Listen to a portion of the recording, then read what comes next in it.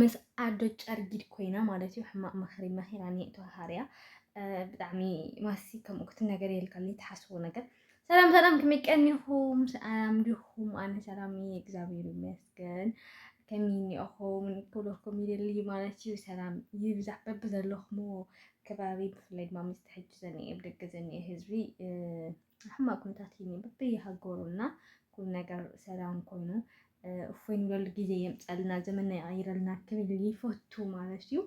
لما عندنا ما بحدش فيديو متعني أخو كم تدوموا دمالتي وعمل جديد لكل عاتهم دم سبسكرايب قال لا يدرسيه هو نعيم سبسكرايب قولوا لهم كلكم يلي مالتي ولم تيسك عملت تكرينيا فيلمي عمي بس لون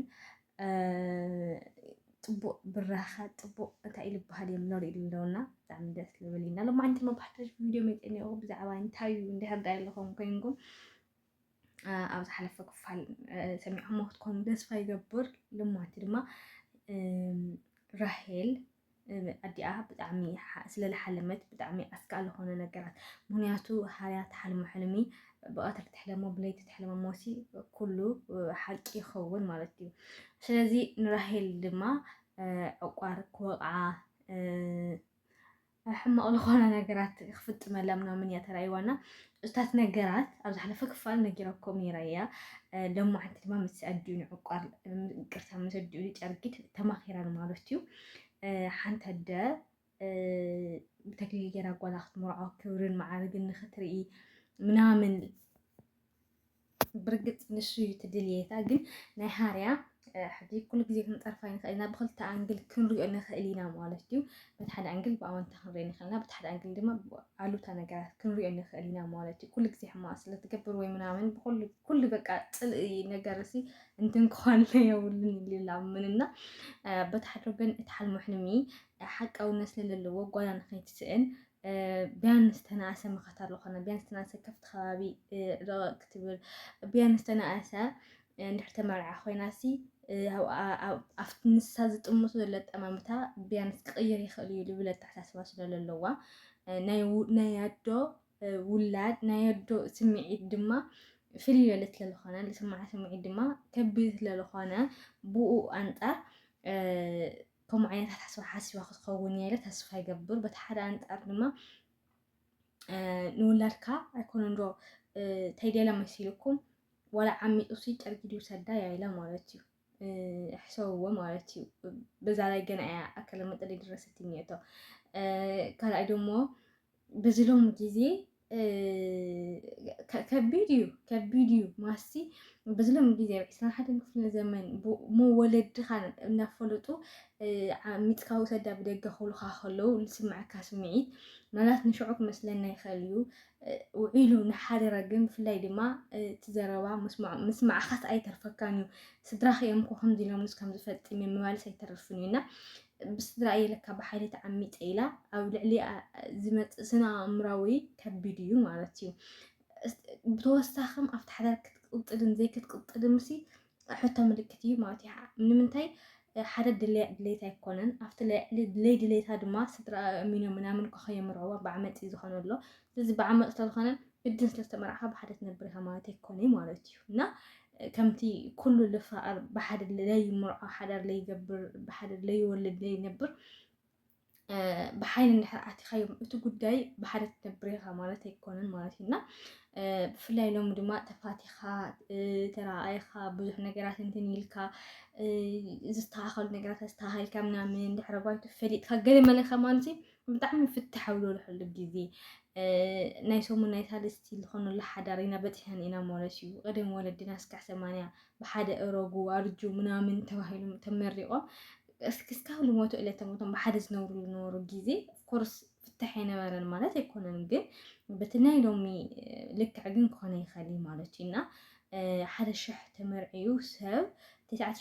يقرتا 9% فتح طيقو أو لبحاللو 9% فتح طيقو أو لبحاللو بزي حجز تمرعو حق لي يفضل أموي ما نفت حق لي كود أكلات كندو يوم كعاد أو قمت أتوه مالتينا أو كم دعينة الجيزي بلاس ولد دخا عامس وستخاملو ناي ولد دخا إيد هاللي وخا هم عين حضرتك كبريخا حسوه ماتينا في الليل ما ترجي أو ترجيد ልበይ ውሉ ኣይበሰለን ሆም ዓይነት ነገራት ኩሉ ነገር ብጉልበት ዝጥቀም ዓይን ወለዲ ምእዘዝ ማ ወለዲ ኮርዮም ሓዳር ክእትዎዮም ክትብል ዓይኒ ባዕሉ ልቡ ኣይበሰለን ኣይስራሕ የብሉ ምናምንና ሓንቲ ሃርያ ትፈትዋ ናይ ጨርቂ እንድሕር ሃልያ ኮይና ጉልበት ስለትጥቀም ዝኾነ ነገር ንሰብ ንኸይደፍሮም ንክከላኸለሎም ብሓደ ግዜ ርስን ስለልብል ማለት ኢና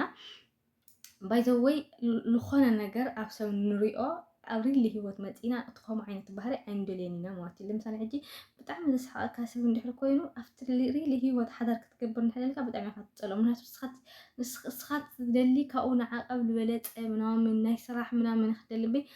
ናቀየዐ ናፃወተ ዘስሓቐካ ሰብ ይትደልን ኢኻ እና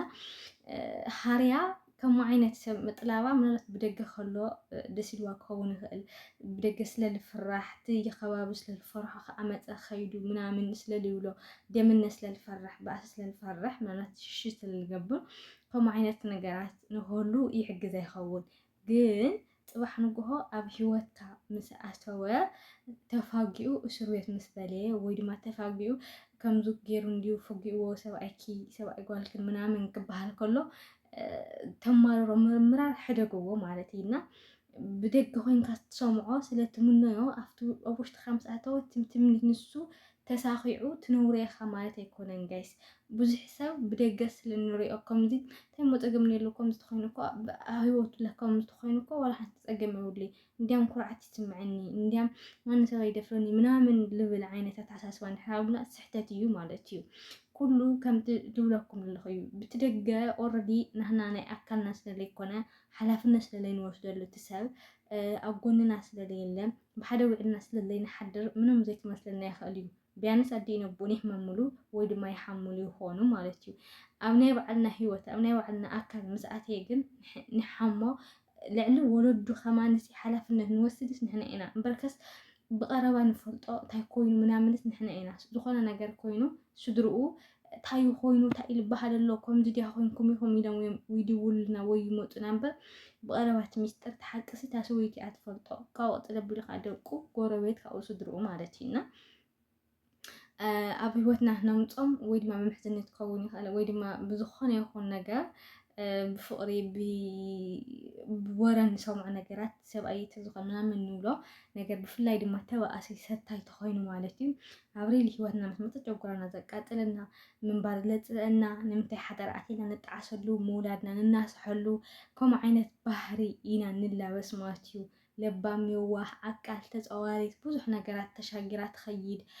ፀገምን ሕሰምን ምንም ዘይመስለ ዓይነት ሰብ ዋላ ክንስና ተውዝኒ ዓይነት ባህሪ ክውስኸና ከሎ ናብ ሂወትና ሼር ክኾን ከለካ ዝያዳ ምንባር ዘፅለአና በቃ ይንብለሉ ግዜ እዩ ዝኸውንና ሓደ መብዛሕትኡ ብደገ ምሕዝነት ሒዙና ነብሎ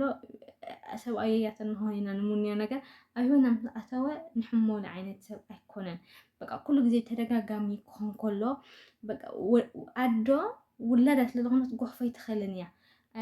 የጉህያ የስሕቃ የሕጉሳ ኣየሕጉሳ ኣየጉህያ የስሕቃ ብዘየግድስ ውላዳ ውላዳ እዩ በቃ ካብ መጀመርታ ትሒዛ ተባህሪኡ ናተላወሰቱ ስለዝኸደት ምንም ይመስለን ኣይኮነ ነዲኡ ሓፍቱስ ምንም ይመስለን እምበርከስ ትባሃርስ ብሓንሳብ ስለዝዓወዩ ይላመድዎ እዮም ማለት እዩ ንስኺ ግን ኣሽዒቱ ናብ ሂወቱ ስለዝኣተኺ ምሳኺ ለይተላመደ ምሳኺ ጎቢዙ ዘይዓበየ ባህር ስለዝኾነ ክትፃወሪ ትኽእልን እያ ማለት እዩ ዝተፈላለየ ዓይነት ጦር ተፃዊር ክኸይዲ ስለተላመድክዮ እዩ ማለት እዩ እዚ ግን በቃ ካሊእ ዓይነት ሂወት ስለትፅበይ ሂወት ሓዳር ከምዚ እዩ ወይ ድማ ብፊልሚ ወይ ብድራማ ወይ ድማ ሓደ ብጥዑያት ሰባት ኣከባቢና ብዘለዉ ንጥምት ንርኢ እንድሕር ዳ ኮይና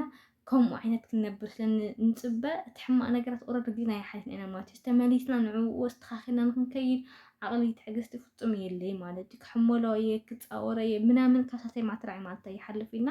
ስለዚ ሃርያት ወስደላ ስጉምቲ ንጓላ ንፃሕ ንጎት ፀልማት ተዘይኮይኑ ዋላ ሓንቲ ብርሃን የብሉ ፋኑስ የብሉ ላምባዲና የብሉ ገለ የብሉ ማለት እዩና ዘካላ በተለ ግን ኣቦኣ ምስ ሰምዐ ብፍላይ ምስቲ ዘኒኦ ባእሲ ምስቲ ዘኒኤ ጠቐነናይ ኣቦኡ ንዕኡ ዘኒኤ ሽግራት ክስታት ምናምን እሳት ነገራት ከም ገለገሉ ተስተኻኺሉ ኣቦኣ ሰሚዑ ዝተረፍቲ ጉዳይ ንክኸውን ተስፋ ይገብር ማለት እዩ እምበር ራሄል ጨርጊን ንሕና ተመሪዓ ኮይና ይስተራ መጻያ ጠሊም ስለዝኾነና ኣደ ኮይና ከምዚ ዓይነት ሓሳብ ከምዚ ዓይነት ምክርለ ክትመከር የብላይ ማለት እዩ ብፍላይ ኣብ ሎሚ ግዜ ትተዓመጥ ዓሚፁ ሰዳ ብሓይሊ እንደይጎሮ ምናምን ለዓይነቱ ሃርያ ትገብረላ ነገራት ህገወጥ እንድያ ንባዕላ ባዕላ ከምኡ ስለትገብር ጓላ ተገበረት ምን ይመስላይ ማለትና ስለዚ ኣደብ ክትሕዝ እኒአዋ ልብል ማለት እዩ ሃርያ ሽኮር ብቻ ዞሮ ግን ኣብ ቀፃሊ ከመይ ዓይነት ስጉምቲ ተግባራዊ ክኸውን ድዩ ሰበይቲ ዝለኣኸቶሲ እንታይ እዩ ዝበሃል ነብረ ይፈርሕ እንድዩ ዋላ ፀልማተ ይፈርሕ ንልበሃል ጨርጊት ከማእኸ ይገብራ ያው ስግኣት እኒአኒ